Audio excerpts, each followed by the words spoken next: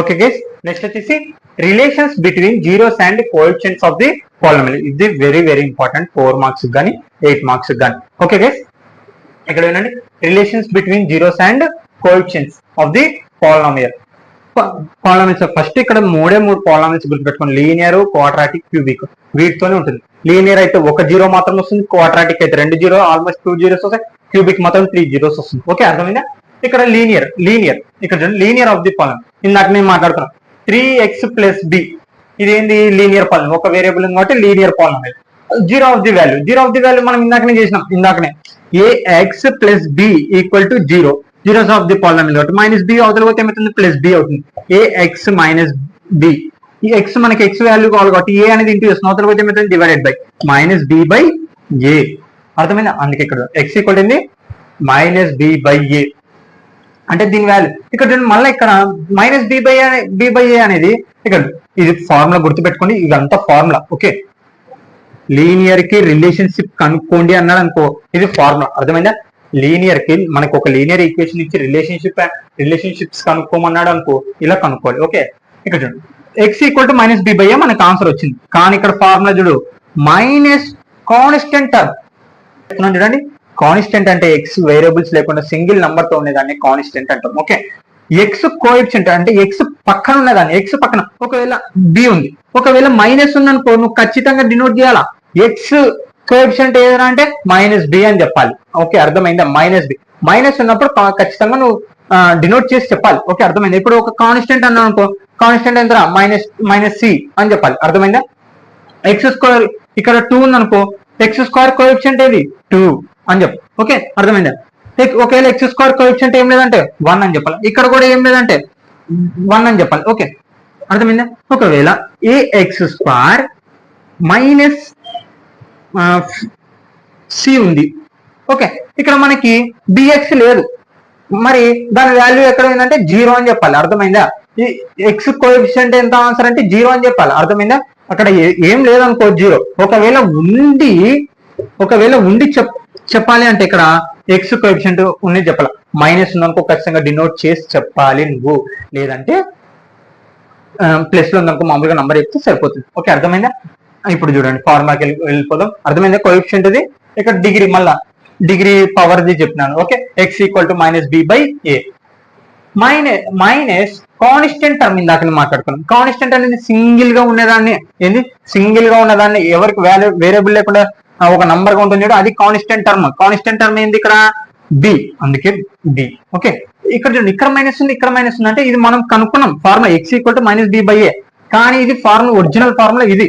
Minus coefficient constant term minus ఏమవుతుంది, plus అవుతుంది. Okay, constant term ఎంత b. Okay, coefficient of x, ఇందాక coefficient of x అంటే దాని పక్కన ఉన్నది ఏంటంటే ఏ వచ్చిందా, మళ్ళీ అదే ఫార్ములా.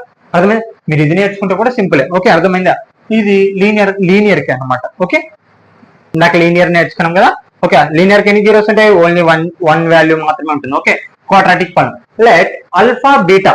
ఓకే, ఇక్కడ చూడండి, ఆల్ఫా, దీన్ని ఆల్ఫా అంటారు, దీన్ని బీటా అంటారు. Okay, are two zeros of a quadratic polynomial. Quadratic polynomial అంటే ఆల్మోస్ట్ ఎన్ని వేరియబుల్స్ ఉండాలి, 2 ఉండాలి. అట్లా అంటే క్వాడ్రాటిక్ పాలినామియల్ స్క్వేర్ కూడా ఉంది. ఓకే, ఇక్కడ చూడండి, ద సమ్ ఆఫ్ జీరోస్, ఇక్కడ వీటినే జీరోస్ అనుకుంటాం. అంటే ఇక్కడ ఇది ఒక ఎక్స్, ఇది ఒక ఎక్స్ అనమాట. Okay, the sum of zeros దీంట్లో 2 టైప్స్ ఉంటుంది, 2 టైప్స్ ఉంటుంది. Okay, the sum of zeros అంటే సమ్ అంటే ఏంది, ప్లస్ చేయడం. గుర్తుపెట్టుకోండి, సమ్ అంటే ఏంది, ప్లస్ చేయడం. Alpha + beta = -b/a. బి ఏంది మనకి ఇది, ఏ అనేది x² కోఎఫిషియంట్. ఇక్కడ కూడా అదే రాసిన చూడండి, అంటే నేను క్లియర్ గా ఎక్స్ప్లెయిన్ చేయడం జరుగుతుంది, ఒక్క వినండి దీన్ని first. Alpha + beta = -b/a -b అని ఇక్కడ చూడండి ఫార్ములా ప్రకారం మైనస్ ఉంది. బి అంటే ఏంది మనకి, బి ఏమైంది, ఎక్స్ కోఎఫిషియంట్ అయింది, అందుకే ఎక్స్ కోఎఫిషియంట్ బై ఏ ఏంది, x² కోఎఫిషియంట్. ఏ అనేది ఏంది, x² కోఎఫిషియంట్ కాబట్టి x² coefficient. Okay, alpha + beta = -b/a. Okay, అంటే మనకి ఇది ఎక్స్ వాల్యూస్ అనమాట. ఇది ఆల్ఫా + బీటా అనేది ఎక్స్ వాల్యూస్, అంటే వీటి వాల్యూస్ అనమాట. మనం ఫ్యాక్టరైజేషన్ మెథడ్ చేసి కనుక్కోవచ్చు, గ్రాఫ్ చేసి కనుక్కోవచ్చు. ఆ ఆల్ఫా + బీటా = -b/a. ఓకే, అర్థమైందా? నెక్స్ట్ ప్రోడక్ట్ అంటే ఇంటూ, అది గుర్తుపెట్టుకోండి. ద ప్రోడక్ట్ ఆఫ్ జీరోస్, అందుకే ఇక్కడ చూడండి మళ్ళీ జీరోస్ కాబట్టి alpha into beta, alpha into beta equal to C by a. Okay, c by a. C అంటే ఏంది మనకి కాన్స్టెంట్ కదా, అందుకే కాన్స్టెంట్ బై ఏ అంటే ఏంది ఎక్స్ స్క్వేర్ కోఎఫిషియంట్. ఓకే, అర్థమైందా? ఇప్పుడు చూడండి, ఇప్పుడు బాగా వినండి, ఇప్పుడు బాగా వింటే కానీ మీకు క్లియర్ గా అర్థమవుతుంది. ఓకే, ఇక్కడ చూడండి ఆల్ఫా ప్లస్ బీటా మనకి ఆన్సర్ ఇచ్చి మా ఈక్వేషన్, ఇప్పుడు మనకి ఫస్ట్ రెండు రకాలుగా అడుగుతాడు ఈ క్వశ్చన్.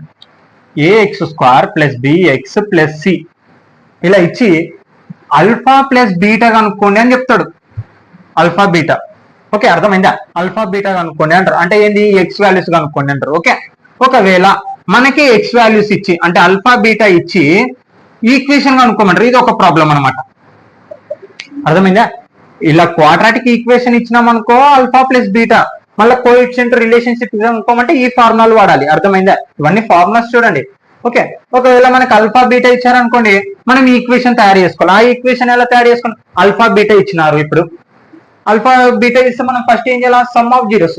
సమ్ అంటే ఈ రెండు ప్లస్ చేస్తే ఏమొస్తుంది? అది మైనస్ బి బై ఏ వస్తుంది, మైనస్ బి బై ఏ.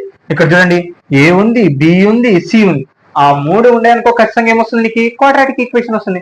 అర్థమైందా? మళ్ళీ చెప్తున్నాడండి, మనకి క్వాడ్రాటిక్ ఈక్వేషన్ ఇచ్చినారు అనుకోండి ఆల్ఫా బీటా కనుక్కుంటాం. ఒకవేళ ఆల్ఫా బీటా ఇచ్చినారు అనుకోండి క్వాడ్రాటిక్ ఈక్వేషన్ కనుక్కోవాలి. అర్థమైంది? రెండు రకాలు ప్రాబ్లం. ఓకే, రెండు రకాలుగా వస్తుంది. Relation between zeros and coefficient of polynomial లో క్యూబిక్ పాలినామియల్. ఇప్పుడు quadratic linear polynomial, quadratic polynomial, ఇప్పుడు cubic polynomial. Okay, cubic polynomial ఎన్ని వేరియబుల్స్ ఉండాలి? 3 వేరియబుల్స్ ఉండాలి. ఇక్కడ క్యూబ్ ఉంది. ఓకే, ఇక్కడ చూడండి a x cube plus b x square plus c x plus d. Okay, zeros వాటి సేమ్ లీనియర్ కి క్వాడ్రాటిక్ ఎలా చేసినాము ఇక్కడ కూడా సేమ్ క్వాడ్రాటిక్ చేసినట్టే చేయాలి. ఓకే, ఇక్కడ చూడండి దీంట్లో 3 కాబట్టి 3 వస్తాయి, ఆల్ఫా బీటా గామా. ఓకే, అర్థమైందా?